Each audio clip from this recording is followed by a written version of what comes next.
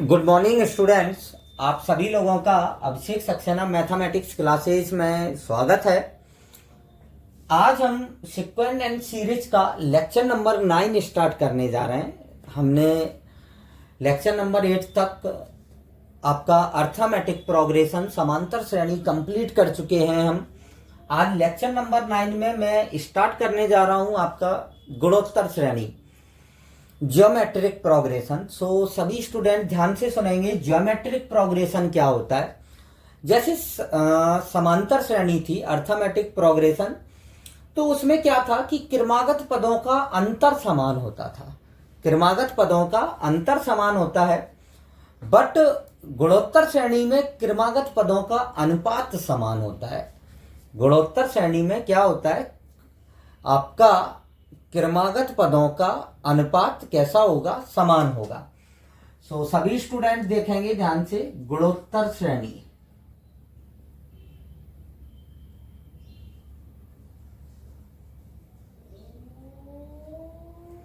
Geometric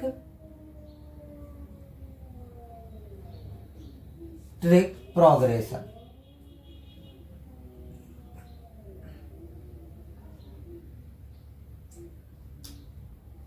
इसका short form होता है, इसको हम बोलते हैं जीपी। क्या बोलते हैं? जीपी। तो सबसे पहले मैं डेफिनेशन बता रहा हूं, सभी स्टूडेंट ध्यान से समझेंगे फिर नोट करेंगे। वह अशून्य पदों वाला अनुक्रम, वह अशून्य पदों वाला अशून्य संख्या वाला अनुक्रम जिसके क्रमागत पदों का अनुपात, अशून्य पद वाला अनुक्रम जिसके क्रमागत पदों का अनुपात सदैव समान होता है। अशून्य पद मतलब कोई भी पद शून्य नहीं होना चाहिए, कोई भी पद शून्य नहीं होना चाहिए, क्योंकि इसमें अनुपात होता है। और आप सभी लोगों को मालूम होना चाहिए कि जब किसी संख्या का हर जीरो हो जाता है तो वो अपरिभाषित हो जाती है। इसीलिए सबसे पहली कंडीशन क्या होती है कि गुणोत्तर श्रेणी का कोई भी पद जीरो नहीं होना चाहिए, कोई भी पद जीरो नहीं होना चाहिए। और तो इसीलिए हम बोलते हैं कि वह अनुक्रम, वह अशून्य पद वाला अनुक्रम जिसके क्रमागत पदों का अनुपात, क्रमागत पदों का अनुपात सदैव समान होता है, ऐसे अनुक्रम को हम गुणोत्तर श्रेणी कहते हैं। ऐसे अनुक्रम को हम क्या कहते हैं?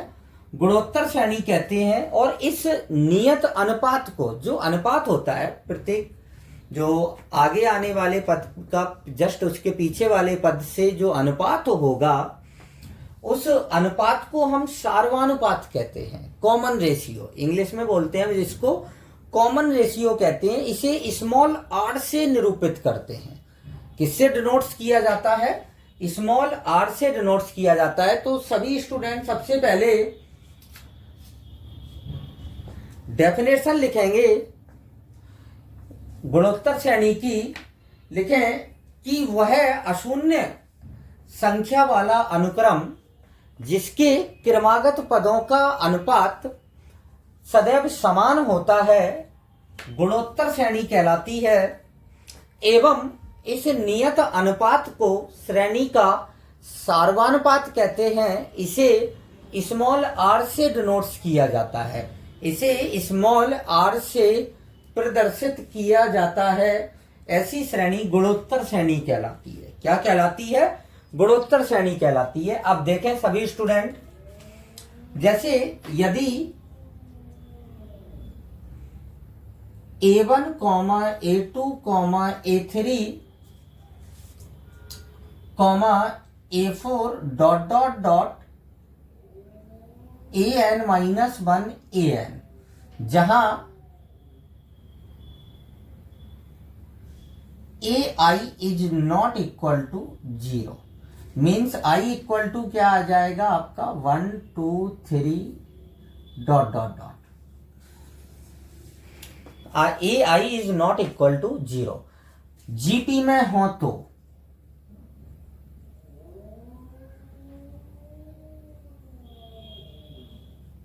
जीपी में हो तो निश्चित बात है A2/A1 क्रमागत पदों का अनुपात बराबर होगा A3/A2 के, बराबर होगा A4/A3 के, बराबर होगा डॉट डॉट डॉट AN/AN-1 के। और इसके इनके बराबर जो कांस्टेंट होगा एक अचर संख्या होगी,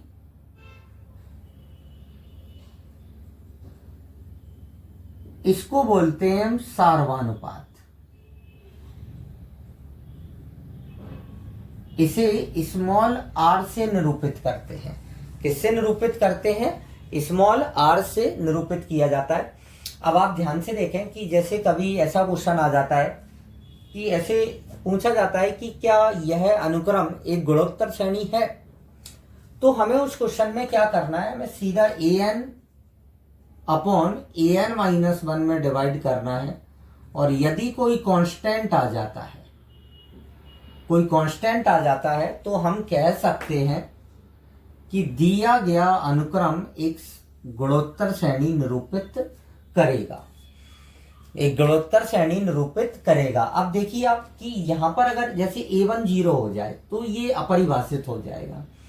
मतलब कोई भी पद अगर 0 होगा तो श्रेणी जो हो जाएगी वो आपकी अपरिभाषित हो जाएगी। इसीलिए बोला जाता है कि गुणोत्तर श्रेणी का जो कोई भी पद शून्य नहीं होना चाहिए। अब मैं आपको बता दूं कि गुणोत्तर श्रेणी दोनों ही प्रकार की हो सकती है, एक तो घटती हुई और एक बढ़ती हुई। वो डिपेंड करता है आर के मान पर। अगर आर का मान 1 से बड़ा आ रहा है, सभी में आर का मान 1 से बड़ा है, तो निश्चित बात है श्रेणी कैसी होगी, आपकी बढ़ रही होगी। तो आपका सार्वनुपात जो है वो धनात्मक भी हो सकता है और ऋणात्मक भी हो सकता है। वो श्रेणी पर डिपेंड करेगा, कैसा भी हो सकता है, लेकिन बट कांस्टेंट होगा। कैसा होगा? कांस्टेंट होगा। सो सभी स्टूडेंट को समझ में आ गई होगी कि गुणोत्तर श्रेणी किसे कहते हैं। सो आप इसको नोट कर लें, देन हम आगे डिस्कस करते हैं। अब एक छोटा सा हम एग्जाम्पल देखते हैं। जैसे कोई आपको अनुक्रम दिया है A/3n। अब उसने पूछा है कि क्या यह अनुक्रम एक गुणोत्तर श्रेणी निरूपित करेगा, क्या यह अनुक्रम एक गुणोत्तर श्रेणी निरूपित करेगा। तो इसकी हम जांच कैसे करेंगे? सभी स्टूडेंट ध्यान से देखेंगे। हम क्या करेंगे इस टाइप के क्वेश्चन में, n की जगह n-1 रखेंगे, तो यहां भी आ जाएगा A/3n-1।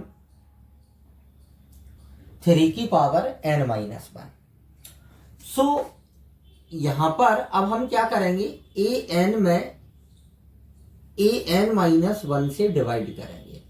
जब आप डिवाइड करेंगे सो क्या आएगा, A/3n और अपॉन A/3n-1। सो a से a क्या हो जाएगा आपका, कैंसिल आउट। 3n इससे इसको कैंसिल आउट करेंगे तो ये क्या बचेगा, 1/3।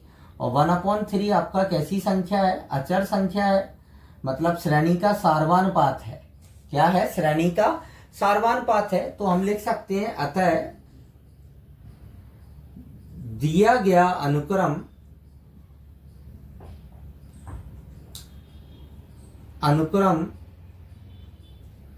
जीपी है। दिया गया अनुक्रम क्या है, एक जीपी है। तो इस टाइप के भी छोटे छोटे क्वेश्चन आ जाते हैं आपके। सो आपको सेम इसी प्रोसेस से उन क्वेश्चंस को करना है।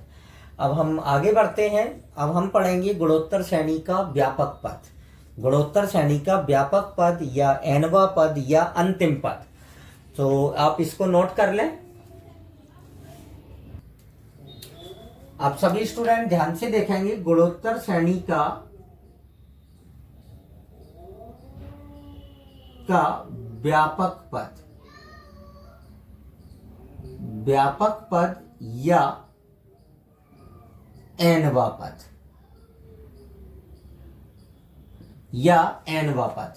nth term of GP.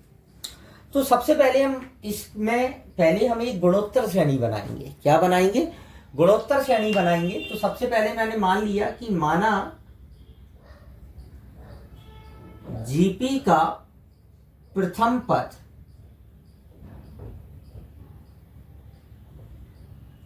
पद ए और सार्वानुपात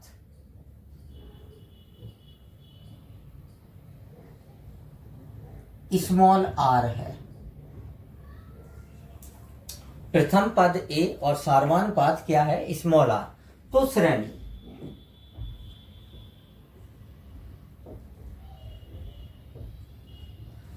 क्या बनेगी? ए आर से गुणा करें ए आर, फिर आर से गुणा करें ए आर स्क्वायर, फिर आर से गुणा करें ए आर क्यूब। सो आप आर से मल्टीप्लाई करते चले, आपको आगे आने वाले पद मिलते जाएंगे।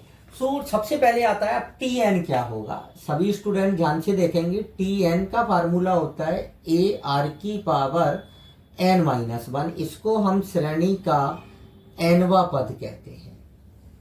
गुणोत्तर श्रेणी का क्या कहते हैं? एनवा पद कहते हैं। इसे श्रेणी का अंतिम पद एल भी कहते हैं। इसे श्रेणी का अंतिम पद एल भी कहते हैं। अब ध्यान से देखेंगे सभी स्टूडेंट।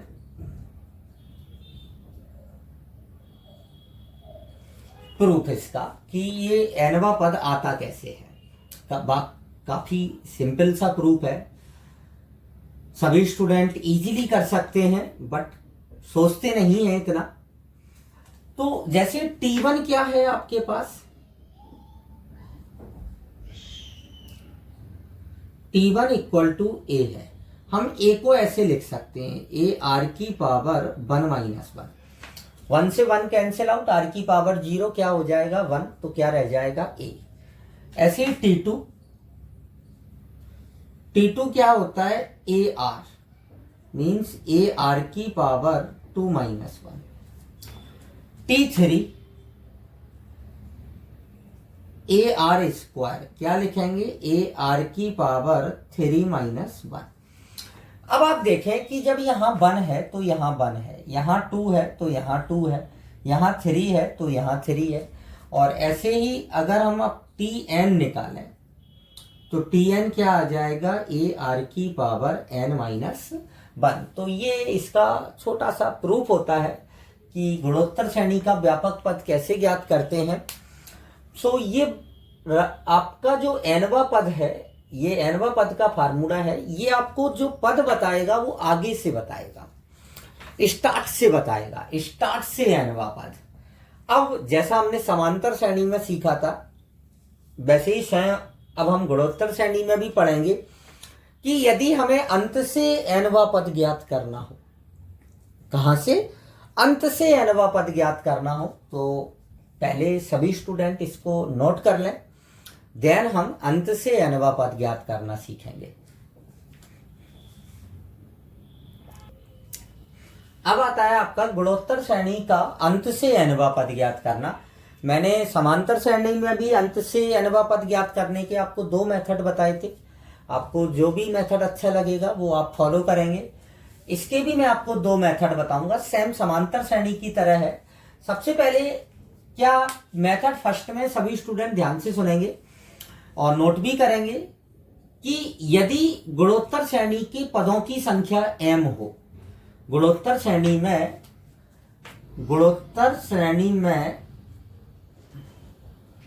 में पदों की संख्या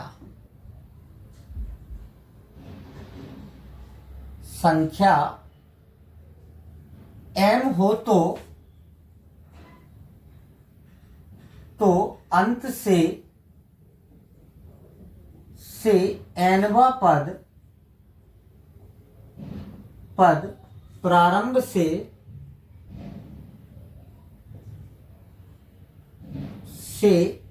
m माइनस n प्लस 1 वा पद होगा।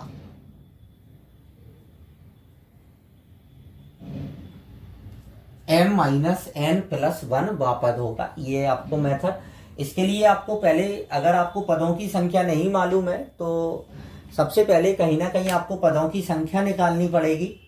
और पदों की संख्या निकालने के लिए आपके पास अंतिम पद होना बहुत जरूरी है। सो m माइनस एन प्लस 1वां पद होगा, तो इससे हम सीधा निकालेंगे अंत से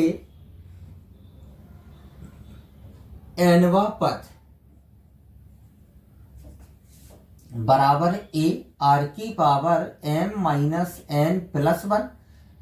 क्या होता है n माइनस 1, तो माइनस 1 और तो ये आ जाएगा a r की पावर m माइनस n। एक मेथड तो आपका ये है कि अंत से nवां पद ज्ञात करने का। सेकंड मेथड ध्यान से देखेंगे, मोस्टली स्टूडेंट सेकंड मेथड का ही यूज ज्यादा करते हैं। जैसे सेकंड मेथड में आपके पास श्रेणी दी गई है, श्रेणी है a1, जैसे यहां पर हमने ले लिया a ar square ar cube और डॉट डॉट डॉट अंतिम पद l दिया गया। अंतिम पद क्या दिया गया हो l। अब हमें अंत से nवां पद ज्ञात करना है। सभी स्टूडेंट अब ध्यान से देखेंगे, तो हम क्या करेंगे, सीरीज को हमने अंत से शुरू कर दिया। जब आप इसका इसमें भाग लगाते हैं तो r आता है। जब इस प्रारंभ से सार्वनुपात r है, तो अंत से जब हम इसका भाग इसमें लगाएंगे तो 1/r हो जाएगा। सार्वनुपात पलट जाएगा, कितना हो जाएगा, 1/r हो जाएगा। तो आप क्या करेंगे, आपने श्रेणी को पलट दिया, मतलब अंतिम पद को आपने क्या ले लिया, प्रारंभिक पद ले लिया। अंतिम पद को जब आप प्रारंभिक पद ले लेंगे तो सार्वनुपात भी r की जगह क्या हो जाएगा, आपका 1/r हो जाएगा। मतलब a तो l हो जाएगा, a क्या हो जाएगा, आपका प्रारंभिक पद l हो जाएगा, और सार्वनुपात जो है वो r की जगह क्या हो जाएगा, 1/r हो जाएगा। तो 1 क्या होगा, r हो जाएगा। तो हम सीधा अंत से nवां पद क्या लिख सकते हैं, अंत से nवां पद बराबर l, r की जगह क्या आ गया, 1/r की पावर क्या आ गया, n माइनस 1 आ गया। तो आप एक इस मेथड से भी आप ज्ञात कर सकते हैं कि आपको, लेकिन ये याद रखना है कि हमारे पास l अंतिम पद होना आवश्यक है। इसमें भी, इस मेथड में भी पदों की संख्या m, मतलब हमें पदों की संख्या m या तो हमें दी गई हो पहले से ही क्वेश्चन में, और अगर हमें पदों की संख्या नहीं दी गई है तो निश्चित बात है ऐसे कुछ डाटा क्वेश्चन में गिवन होने चाहिए जिससे हम पदों की संख्या निकाल सकें। जब हम पदों की संख्या निकाल लेंगे उसके बाद हम अंत से, जैसे चौथा पद, 5वां पद, 13वां पद, कुछ भी पूछा जाए, n का मान हमें गिवन होगा क्वेश्चन में, तो हम डायरेक्ट इसमें रख देंगे और हम ये पता कर लेंगे कि प्रारंभ से ये पद इतना है, और फिर सीधा हम फार्मूले में रख लेंगे। इसमें भी आपको l का यूज है, मतलब अंतिम पद आपके पास होना चाहिए, अंतिम पद आपके पास होना चाहिए, तभी आप इसका यूज कर सकते हैं। तो सभी स्टूडेंट को क्लियर हो गया होगा कि अंत से nवां पद कैसे ज्ञात करना है क्वेश्चन में आपको। अब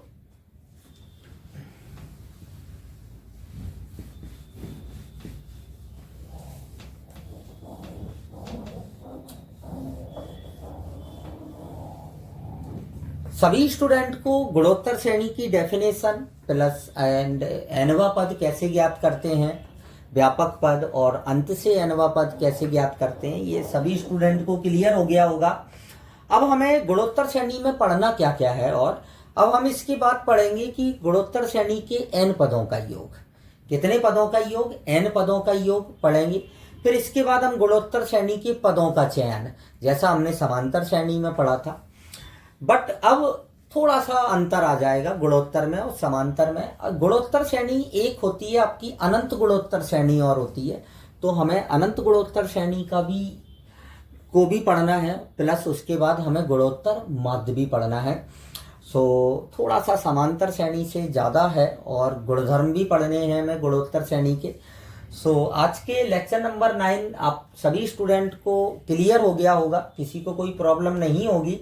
और यदि किसी स्टूडेंट को कोई प्रॉब्लम आती है तो वो कमेंट्स बॉक्स पे जाकर मुझे इन्फॉर्म कर सकता है। सो गुणोत्तर श्रेणी के n पदों का योग हम अपने नेक्स्ट लेक्चर नंबर 10 में डिस्कस करेंगे आपके सामने। सो आज के लिए इतना ही। Thank you.